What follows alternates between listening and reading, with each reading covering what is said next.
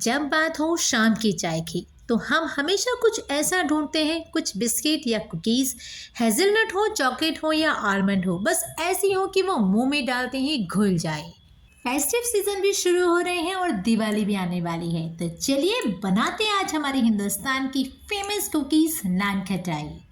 सबसे इम्पोर्टेंट बात, नान खटाई एक कुकीज़ है, बिस्किट नहीं, बिकॉज बिस्किट थोड़ा सा हार्ड होता है। नान खटाई में घी या बटर की क्वांटिटी ज़्यादा जाती है, इसलिए उसे कुकी कैटेगरी में रखा जाता है, बिस्किट कैटेगरी में नहीं, और इसीलिए वो इतनी क्रम्बली और इतनी सॉफ्ट होती है। तो स्वागत है आपका होममेड बानिशा में। चलिए शुरू करते हैं हमारी आज की रेसिपी, वो भी फ्लेवर्ड नान खटाई। हाँ जी, आज हम बनाएंगे आलमंड नान खटाई। तो इसके लिए आप लीजिए एक बड़ा बाउल और उसमें आप डालिए एक कटोरी घी। अगर क्वांटिटी वाइज देखा जाए तो इसकी क्वांटिटी है 100 ग्राम। नेक्स्ट इसमें जाएगी हमारी पाउडर शुगर। पाउडर शुगर की क्वांटिटी घी की बिल्कुल हाफ होगी, यानी कि 50 ग्राम। अब इन दोनों को कीजिए स्पून से या स्पैचुला से अच्छे से मिक्स। यहाँ टिप नंबर 1, आपका घी जो है वो थोड़ा जमा हुआ होना चाहिए। नॉर्मल घी को आप 15 से 20 मिनट फ्रिज में रख दीजिए। जब वो हल्का सा जम जाए उसके बाद ही आप उसे काम में लीजिए। इससे क्या होगा ना कि शुगर और घी का जो क्रीमी टेक्सचर आपको चाहिए वो बहुत ही जल्दी बन जाता है, जिससे ना सिर्फ आपकी एनर्जी सेव होती है बल्कि आपका टाइम भी बहुत सेव होता है, राइट। तो ये देखिए हमारा क्रीमी टेक्सचर बन चुका है। अब हम इसमें डालेंगे घी की क्वांटिटी के जितना ही मैदा।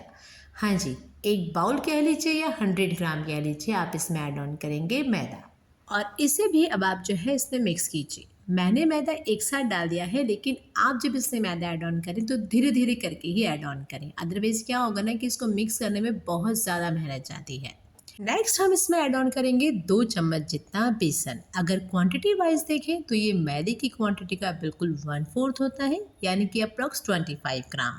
आपको पता है नान खटाई 2 शब्दों से मिलकर बना है। नान यानी कि रोटी, जो कि एक फारसी शब्द है, और खटाई जो कि होता है खट्टा, वो है एक भारतीय शब्द।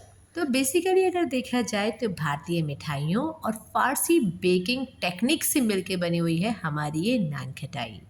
अब इन चारों चीज़ों को अच्छे से मिक्स करने के बाद में आप देखिए हमारे पास एक बैटर रेडी हो गया है। नाउ बिकॉज हम आलमंड नान खटाई बना रहे हैं तो डालिए इसमें आलमंड एसेंस अप्रॉक्स 3 से 4 ड्रॉप।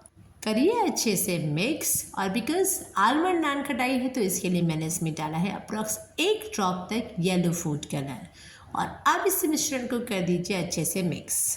फिर टिप नंबर 2, नान खटाई जो है वो सीज़न के अकॉर्डिंग ही हैंडल होती है। अगर आप गर्मी के सीज़न की बात करती हो तो बिकॉज ऑफ घी वो बहुत जल्दी मेल्ट हो जाता है और आप नान खटाई की बॉल्स आसानी से नहीं बना सकते हो। तो जब आपका ये बैटर रेडी हो जाए तब आप उसे रखिए फ्रिज में अप्रॉक्स 15 से 20 मिनट तक। थोड़ी सी टाइटनेस आने के बाद में ही आप नान खटाई के रोल्स बना सकते हो।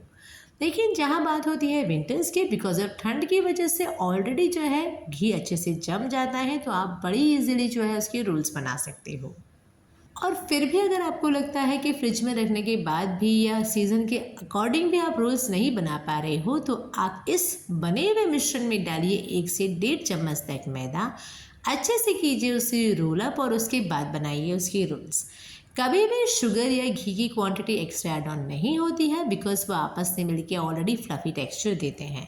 तो अगर आपका डो टाइट है या लूज़ है, आप सिर्फ उसमें मैदे की क्वांटिटी को ही कम या ज़्यादा कर सकते हैं। यहाँ पे टिप नंबर 3, आपके जो रोल्स बन रहे हैं ये कभी भी परफेक्ट नहीं बनेंगे, तो नेवर टू वरी, बिकॉज इसमें घी की क्वांटिटी ज़्यादा होती है। सारे रोल्स बनने के बाद में रखिए अगेन इसे 5 से 10 मिनट तक फ्रिज में, सो दैट ये अच्छे से सेटल हो जाए। टिल द टाइम लीजिए बेकिंग ट्रे, उस पर लगाइए बटर पेपर और अब इस पर अरेंज कीजिए अपने रोल्स। अगर बात करें गैस पे बनाने की तो लीजिए एक चौड़ा बर्तन, नीचे रखिए उसमें नमक अच्छे से गर्म होने के बाद में किसी भी प्लेट या बड़े बर्तन में आप लगाइए बटर पेपर और उसके ऊपर रखिए अपनी नान खटाई बेक होने के लिए। यहाँ पे टिप नंबर 4, नान खटाई को ऑलवेज आप बटर पेपर पर ही बेक करोगे, वेदर आप उसे ओटीजी में रख रहे हो या कुकर में रख रहे हो। बस ये बहुत सॉफ्ट होती है, तो जैसे ही आप इसे उठाने की कोशिश करोगे ना, वो टूट जाएगी। अब मैंने नान खटाई को बटर पेपर पे एडजस्ट कर दिया है। नाउ नाइफ को उल्टा कीजिए और लगाइए इस पे एक कट। थोड़ा सा स्पेस बनने के बाद में लीजिए आलमंड फ्लेक्स और लगाइए थोड़े थोड़े हमारी नान खटाई के ऊपर। नान कढ़ाई पे हमने ये जो कट लगाए हैं, कहीं ना कहीं ये दिखने में भी अच्छे लगते हैं और अंदर से बेकिंग भी बहुत अच्छे से होती है। तो ये देखिए, मैंने इसमें कट भी कर दिए हैं और अच्छे से इसमें डेकोरेशन भी कर दी है। अब हम रखते हैं इसे बेकिंग के लिए। ओटीजी को कीजिए 180 डिग्री पे 10 मिनट के लिए गर्म। अगर आप बेकिंग कर रहे हैं ओटीजी में, तो यहाँ पे टिप नंबर 4, सबसे पहले नीचे वाली रॉड को ऑन कीजिए करीब 2 मिनट के लिए। जब नीचे से अच्छे से बेकिंग हो जाए, तब आप ऑन कीजिए ऊपर वाली रॉड को सेम 2 मिनट के लिए, और फिर मिडिल रॉड को ऑन करके अप्रॉक्स 10 मिनट तक बेकिंग होने दीजिए। ट्रे को निकालिए बाहर, होने दीजिए ठंडा, और ये लीजिए हमारी नान खटाई है रेडी। इसमें जो बीच में क्रैक्स पड़ते हैं, एक्चुअली यही राइट सिंबल है कि आपकी नान खटाई जो है वो परफेक्टली बेक हुई है।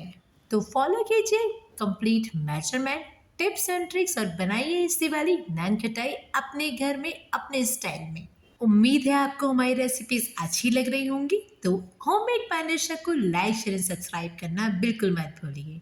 मिलते हैं जल्द एक नई वीडियो में। Till the time, thanks for watching.